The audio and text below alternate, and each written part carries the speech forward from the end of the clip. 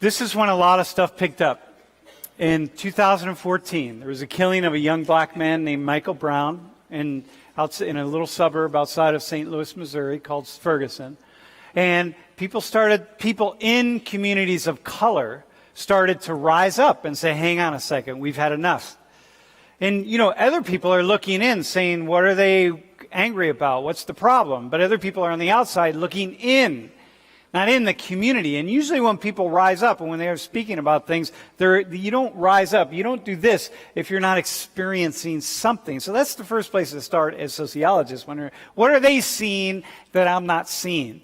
So shortly after that, there's an American football player, for those of you who don't follow American football. So this guy says he was a quarterback for the San Francisco team. He says this. He says, I'm not going to stand. So before every game, if you're not from the U.S., before every sporting event, almost everyone in the United States, we play the national anthem. And he said, I'm not going to stand up for that.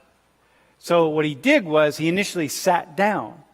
Then another player came to him who was a former, had joined the U.S. Army. I think he was in the Green Berets, and he played football, and he came to him and he said, you know what, it'd be really much better if instead of sitting down, you actually just knelt, just took a knee as a form of protest. Because he said, this guy says, I just got to protest the kinds of things that are happening in communities of color and in poor white communities, I should add. So people started taking knees, and it's a big deal. And you know this, many of you have read an article. And so here's some other guys taking knees. And notice, they're white guys, white players, some white players, not here, were taking knees. And a lot of white players not taking knees. Most not. Most were doing. So here's the article you read by Jared Odrick. Who do you cheer for? And so Jared is a former Penn State player. Graduated. He left in 2009. He was first team All-American. I took these photos over in the football building last year. There's his cleats. He's up here on first team All-American status. That's where his cleat is, up there somewhere on that. All the people from Penn State. And then he left Penn State and went on to play professional ball. First was drafted by Miami and then went to Jacksonville. And Jared's one of these guys who has a lot to say about a lot of things.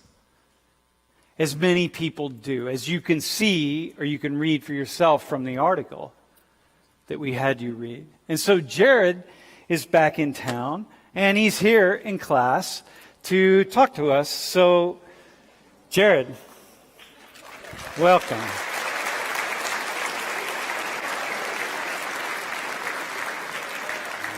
You are the only guest at this point in time, I hope there'll be more, who's worn shorts. Yeah, somebody just told me, I was working with a writer and producer in New York on a script, and he's like, you're one of those guys that always wear shorts and never, the guys who hit their 30s and still wear shorts and never take on the same amount of responsibility as the rest of society. And I'm like, yeah, that is me. Yeah. At Penn State Sorry campus, for the quads. It's the white frat guys who wear shorts all year long. As you'll remember. Hey, by the way, just as a quick start out, just given what I said, what's your take on, I know your mind is just, this dude's mind never stops. So where did it go when you were sitting here and I was talking and AJ was talking? Where did it go?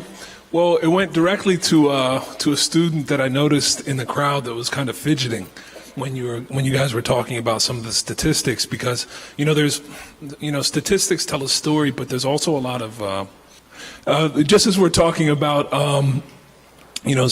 hidden statistics or hidden reasons within the structures of our society that tell a story. I think there's other cultural factors that end up going into the reasons that people get narratives attached to them, and then also higher arrest rates, and that's one thing that I pulled him aside and we spoke about is what makes up what creates the behaviors that puts a person in that position in the first place. And I think a lot of times it's culture, and what fills up culture is belief, because belief is what creates action. And I think in settings like this, sometimes we're averse to talking about people's beliefs because that's one thing that's supposed to be sacred and respected in situations like this.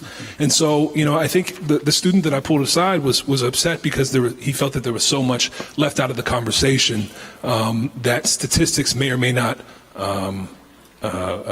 tell a story of. And I think what I start to think of is when you say stuff like this, these hidden narratives or hidden mechanisms within society, I start to think of structural functionalism and how the people that fall underneath, which is a majority of us, which we're all here at Penn State. Penn State is a structure, right? Education is a structure. These large structures that actually don't have, we're in a classroom. You're sitting, your feet are on carpet, your asses are in seats, right? But can I give you Penn State, right? I can't put it in my hand and give it to you, right? So it's an idea. And so because of structural functionalism, what I mean by that is structures will make decisions and interact with the people underneath them based upon what's best for the structure, not necessarily what's based upon what's best for the individuals that fill them up, right? And so then I start thinking about, well, who are the easiest people to facilitate what this structure needs, right? And I wrote these notes because I know I always forget stuff. And so then I wrote, I wrote a couple pages of notes while I'm right over there just listening to that. Unseen sociological forces, institutional racism seems to be more like structural functionalism, the treatment of people who fill up the structures. Racism is a byproduct of economics and the illusions of power. The most socioeconomically vulnerable are the slaves to large societal structures. They're the easiest to facilitate the function of the large governmental and capitalistic structures. I think some groups are more advanced than other groups based upon their culture, becoming implicitly embedded in their actions and their beliefs. And I've been studying a lot of Jewish behavior stemming from their beliefs and scriptures that are dictated from things like Kabbalah and the Torah. And when I study those things, and then when you see the behaviors that happen, and a lot of the people that I interact with, or at least one of my mentors, who's a physical trainer of mine in Toronto, who's Israeli, started bringing me around for Shabbat and Friday dinner and some of the other things that they have within their culture that's embedded within their culture. And you start seeing what they talk about at Shabbat. You start seeing the filtration system that is their family for their behaviors. Right? When you're sitting down at a Friday dinner and you have your uncle, your cousin, your brother, your mother all asking you, well, who are you dating? Right? What are you doing? What is your job doing? How much money are you making? Well, what is that woman doing? Is she Jewish? All of these things end up filtrating your behavior and making sure that it's aligned with the family's principles and the culture in which you exist or that you come from. And so when I start thinking about that, I start thinking about the other cultures that fill up America and what they're being filled up with culturally that then predicate their behaviors and then lead them into these situations. And I think that's what the one student that I was speaking to, wants to talk about. But I understand the context of this conversation is about the numbers. And they tell a different story, right? But I think there's plenty of things that are underneath all of these numbers that can add context to these conversations. I mean, that's where my head went. And I don't know if that applies fully. Sometimes I followed you, man. See, but this is the thing, is that I didn't get to talk like this or think like this while I was here playing football because I was so concerned about Saturday.